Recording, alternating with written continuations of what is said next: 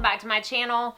I'm going to first start out and say sorry for all this mess over here. Quite honestly, I have procured so many new things lately that I have to put them over here so that I don't forget to try them out. And really, I just didn't feel like setting them on the floor, so we'll understand that. But for this video, I am talking about something that y'all have been asking for forever. I have been asked, I don't know how many times by y'all, to do a like holy grail or favorite makeup brush video.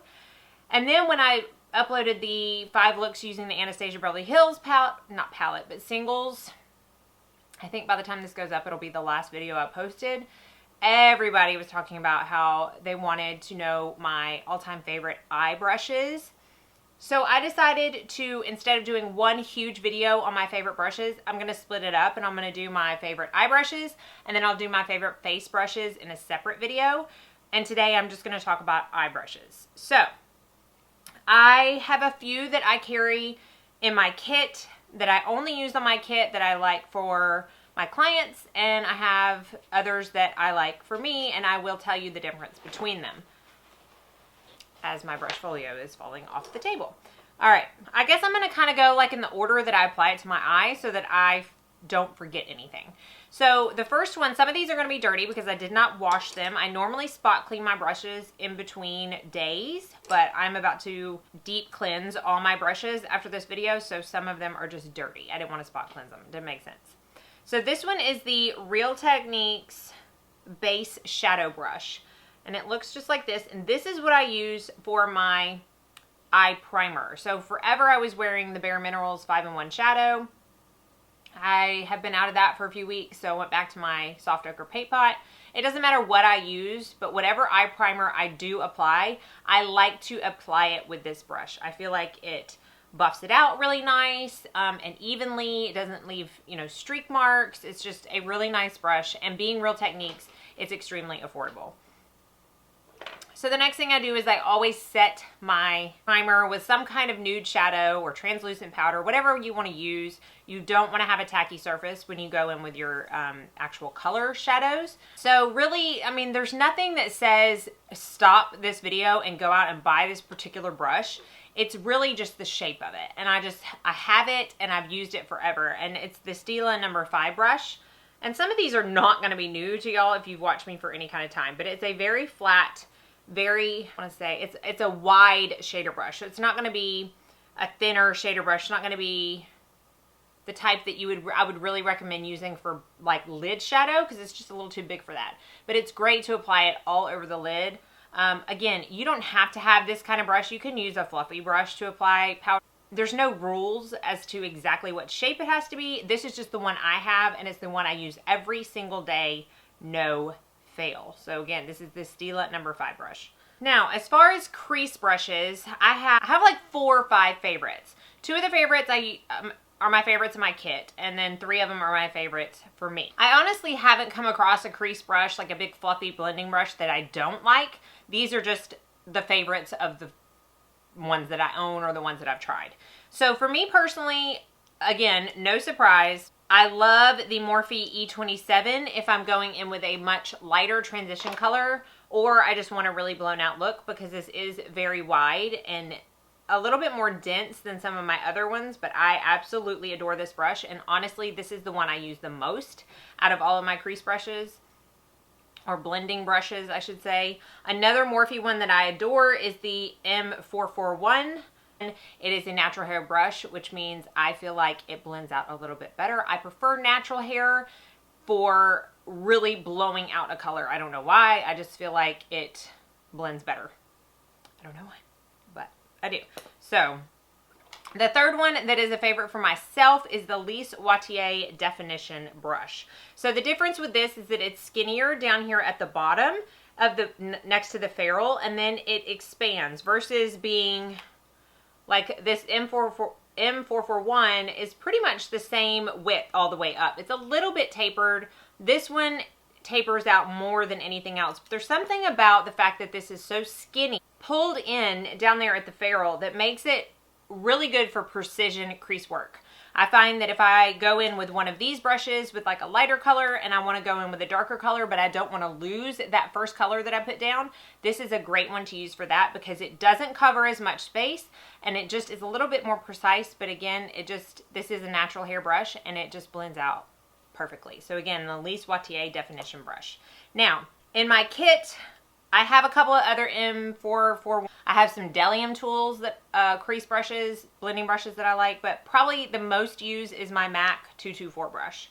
And I think we all know what this is. It's kind of a cult favorite. And if you can see right there, it is a little bit more wide and blown out than the 441 from Morphe. So that's just kind of to show you how big it is, but it is very, very nice. And then I also use the Zoeva 221 Luxe Soft Crease Brush.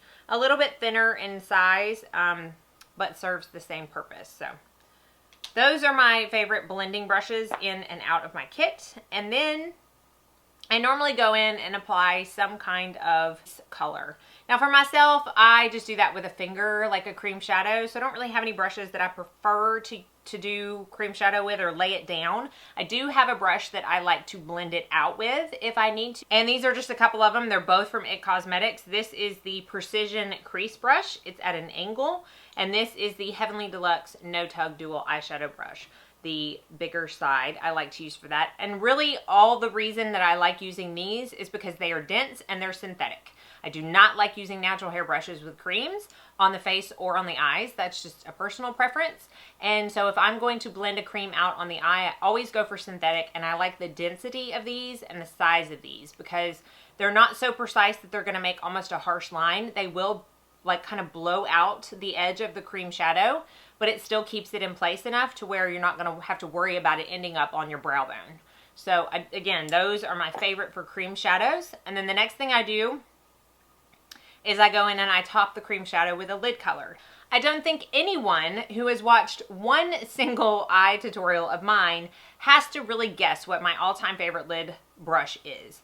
It is the Sedona Lace 941 brush. Now this is the pink one. I think you can get the 941 in many of the different colors that Sedona Lace offers, but it is a very, very wide, very flat, synthetic brush that packs on pigment like no other. Now, I like this for me. The reason I don't carry this in my kit is because I have been blessed with a little bit larger lid space than some people, and some people have a larger lid space than I do. But I don't find that I get much use of this out of my kit because if you do have a smaller lid space than me, this is going to be too big for you. So this is only if you have a lot of real estate on your lid that you're wanting to cover very quickly. I love how it's so flat up here and pointed. I'm watching somebody walk their dog, sorry. Because it can really just cut that crease perfectly with your lid color. So I cannot express to you how much I love this brush. I really don't know how I could do my makeup without it. If I ever lost it, I would automatically repurchase. So this is hands down one of my very, very favorite eye brushes. Now I also have, and this is what I used today actually, this is the Zoeva 234 Luxe Smoky Shader, and it is very, very, very similar. It's dirty because I used it today, but it's very similar to the MAC 239, which is what I use in my kit. I like the MAC 239 for lid colors. I also like it for pigments. I find that it works great for either one. Same goes for the 234 from Zoeva. If you put them right next to each other, the Zoeva, I don't even know if you're gonna be able to see that, is just a smidge wider on either side. Other than that, they're both natural hair, they're both white, and they both serve the same purpose. Another one in my kit is actually in my other brush folio, which is downstairs, so I'm not gonna go run for it, but it's the MAC 242. I think we've all seen it. It's the one that pretty much everybody suggests for using pigments. I think it works great, but I don't think it works any better than the MAC 239. So if you have the 239, I don't think you need to go out and buy the 242 just for pigment use. I find that they're not just the same because one is natural hair and one is synthetic, but I feel like they work close enough to not have to need both of them. So the other kind of blending brush I like is something to place product on the outer V and do outer V work and also bring it up into the crease.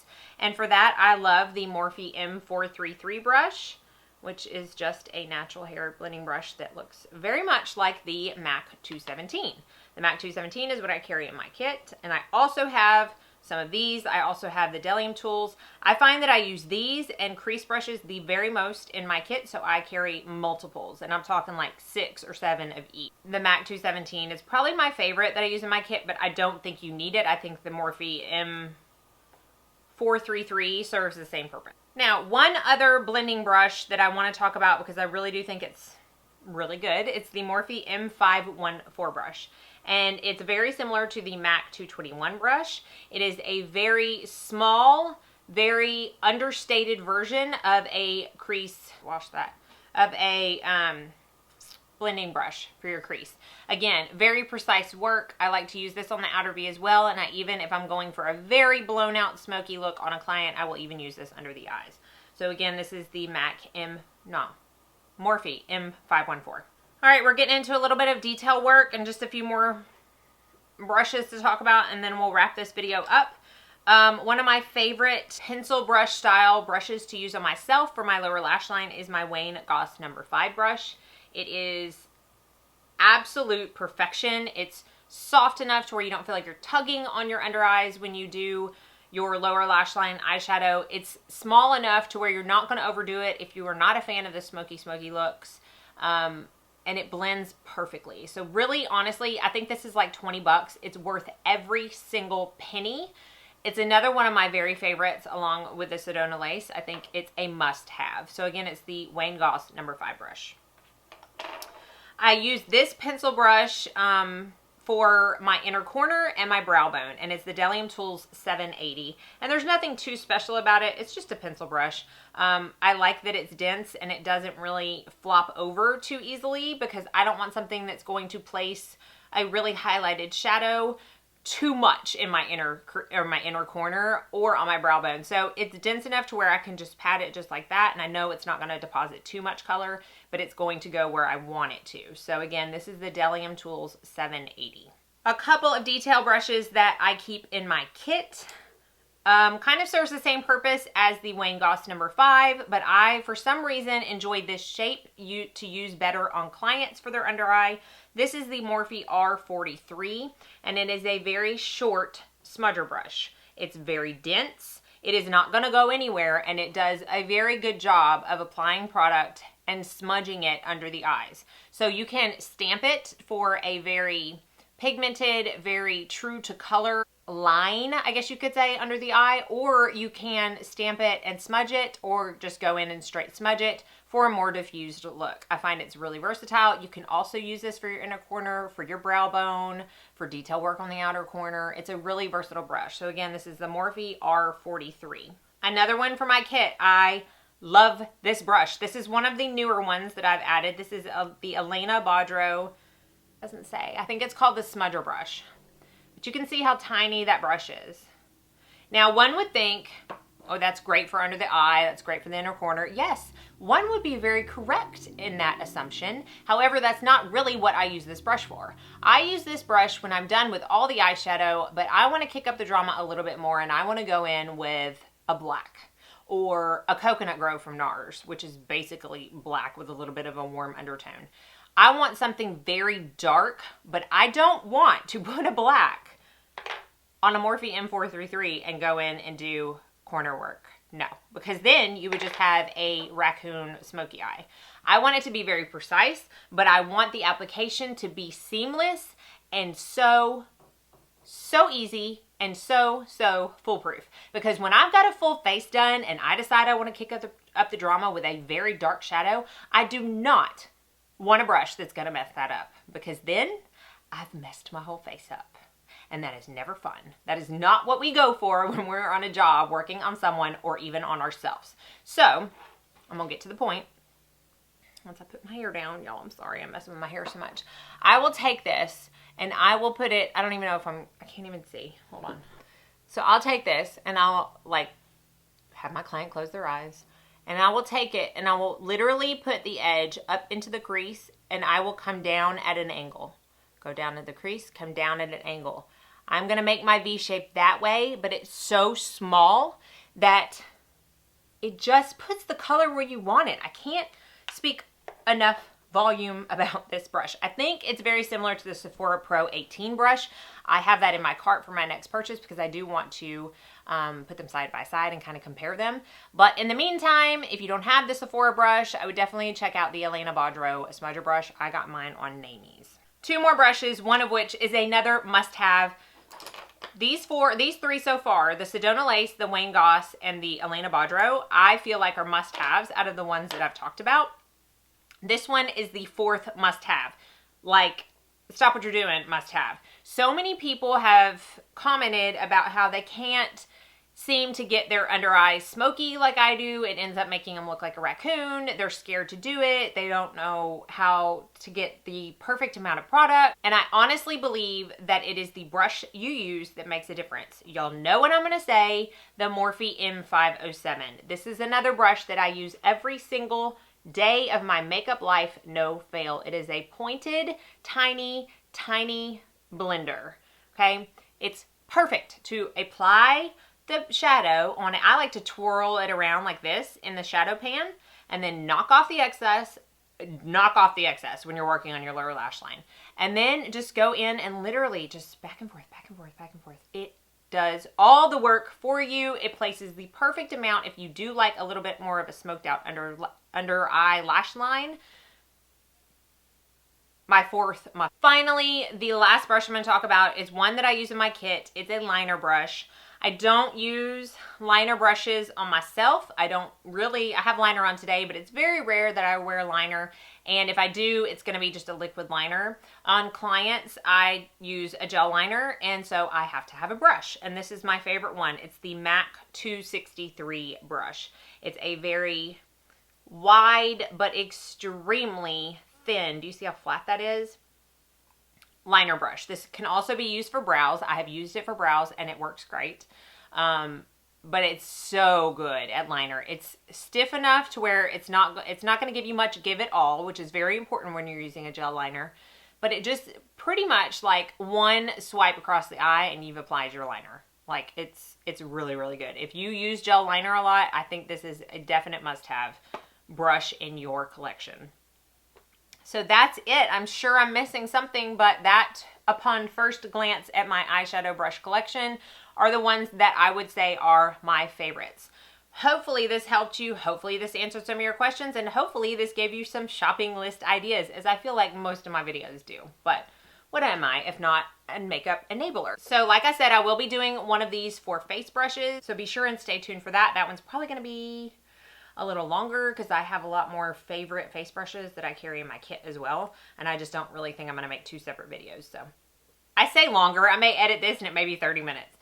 I have a goal to make at least 3 videos a month that are less than 10 minutes. Let's see if I can stick to that goal, shall we? Because the next 3 or 4 that I have in mind are not going to be less than 10 minutes. All right. That's it. That's all I'm going to talk about. Hopefully you enjoyed this video. Be sure and like and subscribe if you have not already. And as always, I hope you all have a very blessed day.